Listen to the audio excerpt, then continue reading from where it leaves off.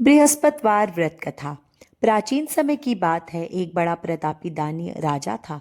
वह प्रत्येक गुरुवार को व्रत रखता एवं पूजन किया करता था। यह सब बातें उसकी रानी को अच्छी नहीं लगती थी। वह न दान किया करती थी, न ही किसी देवता का पूजन किया करती थी। राजा को भी ऐसा करने को मना करती थी। एक समय की बात है कि राजा शिकार खेलने वन को चले गए। घर पर रानी और दासी थी। उस समय गुरु बृहस्पति साधु का रूप धारण कर राजा के द्वार पर भिक्षा मांगने आए। साधु ने रानी से भिक्षा मांगी तो वह कहने लगी, हे साधु महाराज, मैं इस दान और पुण्य से तंग आ गई हूँ। अब आप कोई ऐसा उपाय बताएं जिससे यह सारा धन नष्ट हो जाए और मैं आराम से रह सकूं।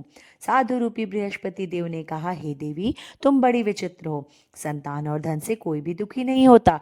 अगर तुम्हारे पास धन अधिक है तो इसे शुभ कार्यों में लगाओ, जिससे तुम्हारे दोनों लोग सुधरें। परंतु साधु की इन सब बातों से रानी खुश नहीं हुई। उसने कहा, मुझे ऐसे धन की आवश्यकता ही नहीं जिसको मैं अन्य लोगों को दान दूं तथा जिसको रखने और संभालने में ही मेरा सारा समय नष्ट हो जाए।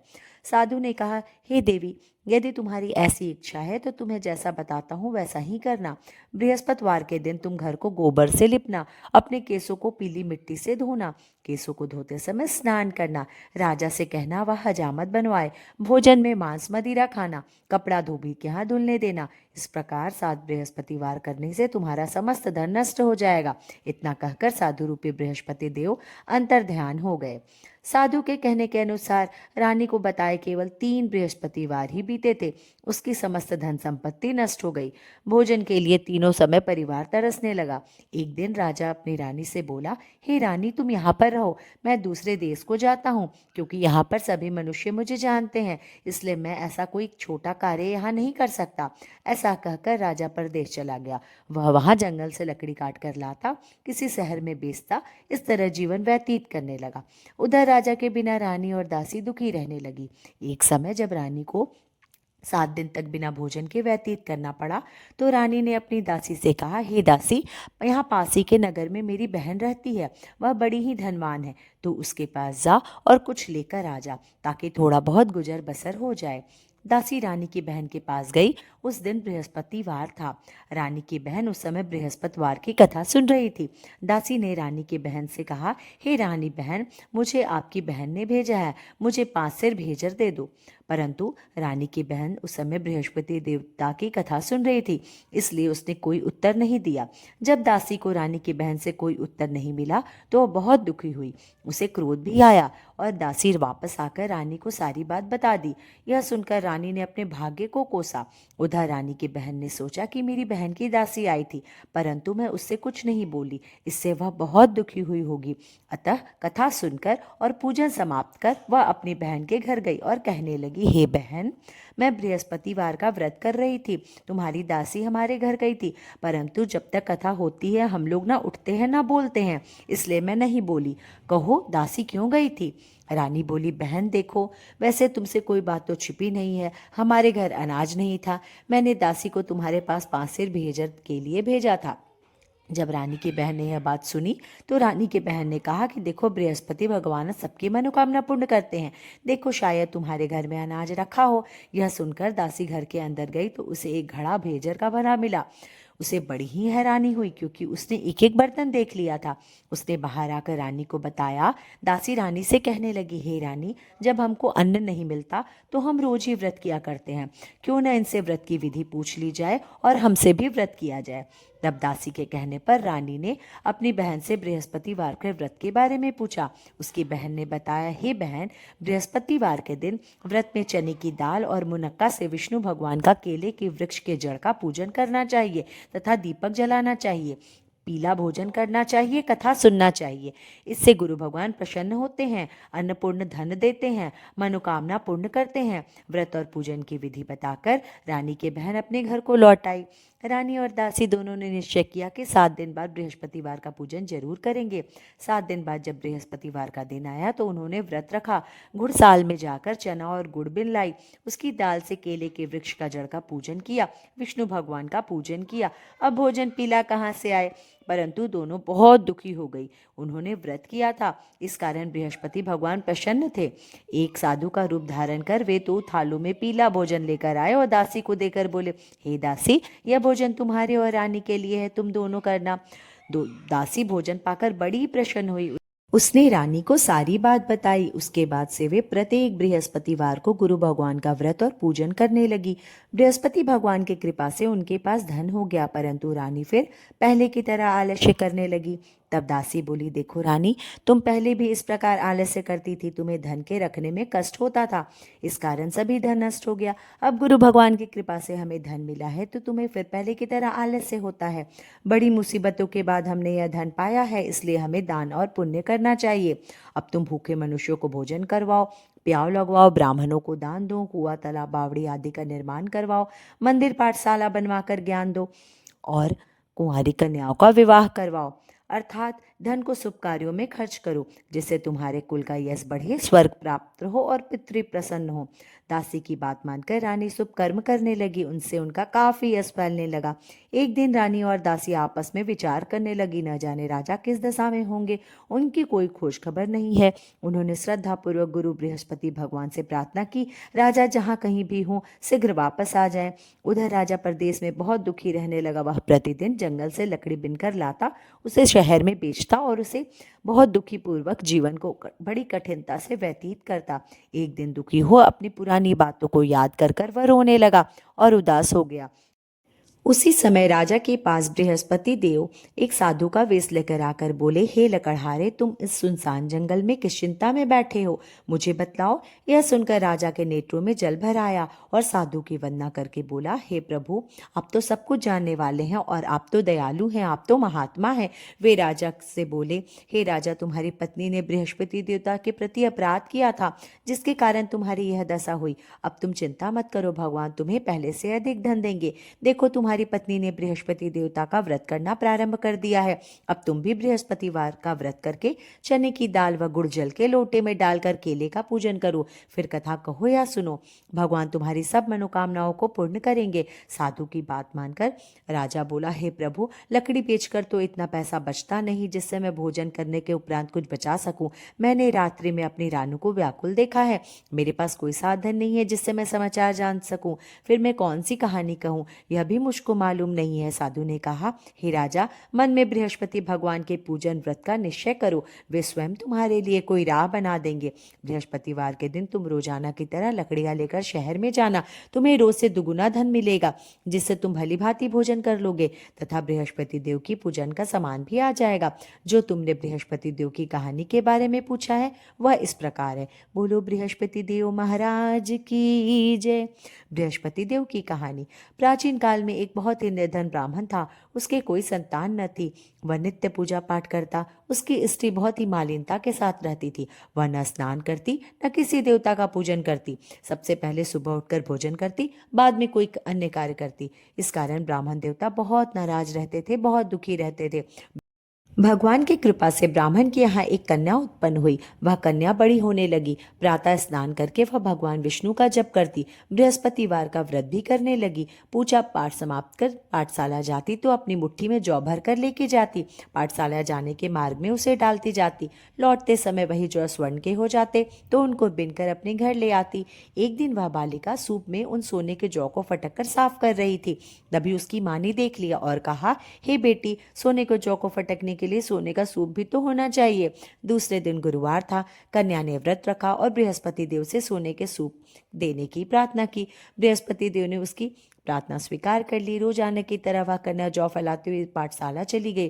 पाठशाला से लौटकर जब वह जौ बिन रही थी तो बृहस्पति देवता की कृपा से उसे सोने का सूप मिला। उसे वह घर ले आई और उससे जौ साफ करने लगी, परंतु उसकी माँ का वही ढंग रहा। एक दिन की बात है, वह कन्या सोने के सूप में जब जौ साफ कर रही थी उस समय उस नगर का राजकुमार वहां से निकला। कन्या के रूप और कार्य को करते देखकर वह उस पर मोहित हो गया। राजमहल आकर भोजन तथा जल त्याग कर उदास होकर लेट गया। राजा को जब राजकुमार द्वारा अन्न जल त्यागने का समाचार ज्ञात हुआ तो अपने मंत्रियों के साथ अपने पुत्र के पास गए और कारण पूछा।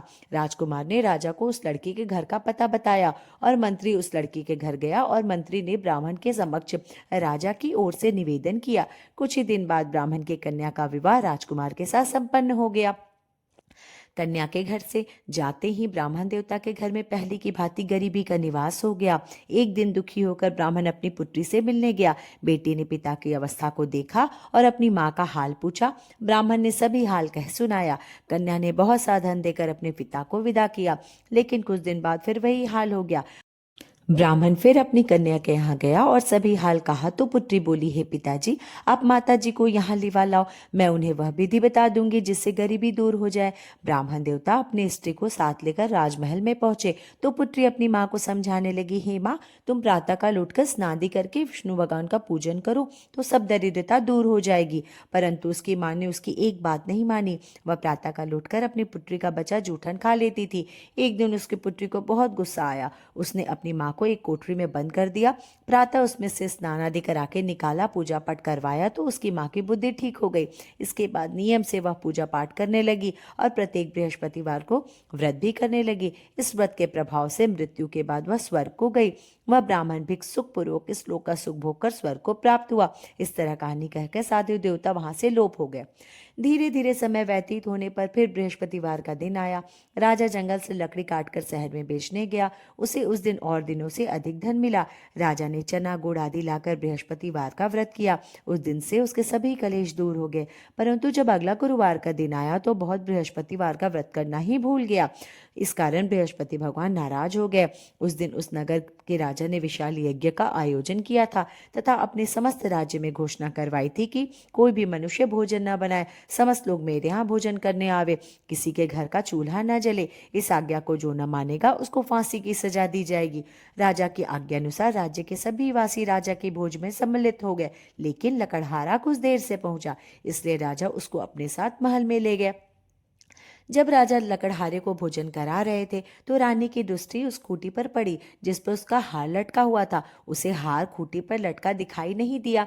रानी को निश्चय हो गया, मेरा हार इसी लकड़हारे ने चुरा लिया है। उसी समय सैनिक बुलवाकर उसको जेल में डलवा दिया। लकड़हारा जेल में गया और विचार करने लगा, न जाने कौन से पूर्व जन्म के कर्म से मुझे यह दुख प्राप्त हुआ है, और जंगल में मिले साधु को याद करने लगा। तत्काल बृहस्पति देव साधु के रूप में प्रकट हो गए और कहने लगे, अरे मूर्ख, तूने बृहस्पति देवता की कथा नहीं कही, उसी कारण तुझे यह दुख प्राप्त हुआ है। अब चिंता मत कर, बृहस्पतिवार के दिन जेल खाने के द्वार पर 4 पैसे पड़े मिलेंगे, उनसे तू बृहस्पतिवार की पूजा करना तो तेरे सभी कष्ट दूर हो जाएंगे। अगले बृहस्पतिवार उसे जेल के द्वार पे 4 पैसे पड़े मिले। राजा ने पूजा का सामान मंगवाकर कथा कही और प्रसाद बांटा। उसी रात्रि में बृहस्पति देव ने उस राजा को स्वप्ने कहा, हे राजा उठ, तूने जिस आदमी को जेल खाने में बंद कर दिया है वह निर्दोष है, वह राजा है, उसे कल छोड़ देना। राजा प्रातःकाल उठा और खूंटी पर हार टंगा देखकर लकड़हारे को बुलवाकर क्षमा मांगी तथा राजा की योग्य सुंदर वस्त्र आभूषण बेचकर उसे विदा किया।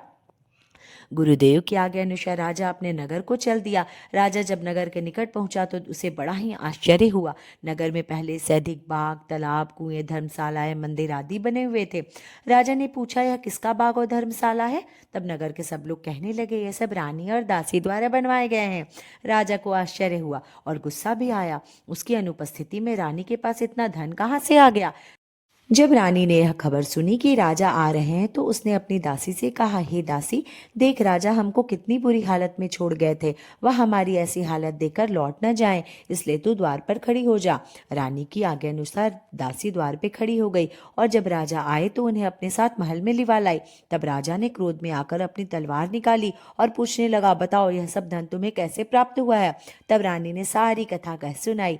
राजा ने निश्चय किया कि मैं रोजाना दिन में 3 बार कहानी कहूंगा और रोज व्रत किया करूंगा। अब हर समय राजा के दुपट्टे में चने की दाल बंधी रहती और दिन में 3 बार कथा कहता। एक रोज राजा ने विचार किया, चलो अपनी बहन के यहाँ हो आवे। इस तरह का निश्चय कर राजा घोड़े पर सवार होकर अपनी बहन के यहाँ चल दिए। मार्ग में उसने देखा कुछ आदमी एक मुर्दे को लिए जा रहे हैं। उन्हें रोककर राजा कहने लगा, अरे भाइयों, मेरी बृहस्पतिवार की कथा सुन लो। वे बोला, लो, हमारा तो आदमी मर गया है, इसको अपनी कथा की पड़ी है। परंतु कुछ आदमी बोले, अच्छा कहो, हम तुम्हारी कथा भी सुनेंगे। राजा ने दाल निकाली और कथा कहनी शुरू कर दी। जब कथा आधी हुई तो मुर्दा हिलने लगा। जब कथा समाप्त हुई तो मुर्दा राम राम कहते खड़ा हो गया। राजा आगे बढ़ा। उसे चलते चलते शाम हो गई।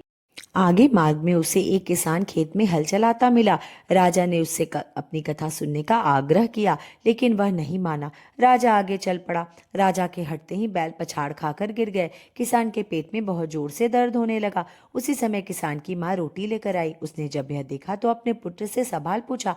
बेटा ने सभी हाल बता दिया। बुढ़िया दौड़ी दौड़ी उस घुड़सवार के पास पहुंची और कही, मैं तेरी कथा सुनूंगी, तू अपनी कथा मेरे खेत पर चलकर ही कहना। राजा ने लौटकर बुढ़िया के खेत पर कथा कही, जिसको सुनते ही बैल खड़े हो गए। किसान के पेट का दर्द भी बंद हो गया। राजा अपनी बहन के घर पहुंच गया। बहन ने भाई की खूब मेहमानी की। दूसरे रोज प्रातःकाल जागा तो देखने लगा सब लोग भोजन कर रहे हैं। राजा ने अपनी बहन से पूछा, ऐसा कोई मनुष्य है जिसने भोजन नहीं किया हो, जो मेरी बृहस्पतिवार की कथा सुन ले? बहन बोली, यह भैया देश तो ऐसा ही है जहाँ लोग पहले भोजन करते हैं, बाद में कोई अन्य कार्य करते हैं।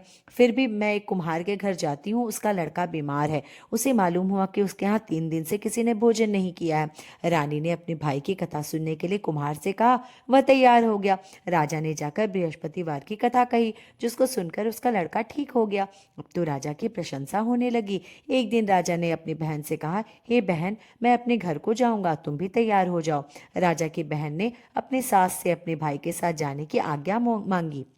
सास बोली, चली जा, मगर अपने लड़कों को मत ले जाना, क्योंकि तेरे भाई को कोई संतान नहीं होती है।